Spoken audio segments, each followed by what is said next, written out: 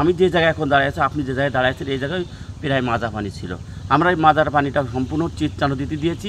এই বিষয়ে আমাদের কোনো সরকারের পক্ষ থেকে কোনো আমাদের কেউ এসে দেখেও নাই, হুকুমেরও দেখে নাই যে ভাই কী করছেন, কী হচ্ছে। আমরা এর মধ্যেই আমাদের দায়িত্ব পৌরসভার ফারুক সাহেব আছে, ওনার কাছে অনেকবার রিং দিচ্ছি, ভাই আপনি একটু আসেন দেখেন পানিটা, তিনি কিন্তু আসে নাই এবং আমাদেরকে পাশে এসে সে দাঁড়ায়ও নাই। আমাদের এই রাস্তাটা আজ অতি বৃষ্টি হওয়ার কারণে অনেক দিন থেকে রাস্তার উপরে হাঁটু পানির থেকেও বেশি পানি হয়েছিল। এই এলাকার থেকে যে এই মসজিদে মানুষ নামাজ পড়তে আসবে এটাও আসতে পারতো না, এবং এই এলাকায় এমনি যে মানুষ যারা যাতায়াত করতো বিভিন্ন গাড়ি নিয়ে, এটাও তারা যাইতে পারতো না। তো আজকে আমাদের এই যে ফুরকান চাচা, ইনি অনেক দিন থেকে মেশিন নিয়ে আসার পরে এলাকার লোকজন কিছু নিয়ে এই যে পানি এখান থেকে ও একদম চিত্রা নদীতে দিয়ে দিয়েছে।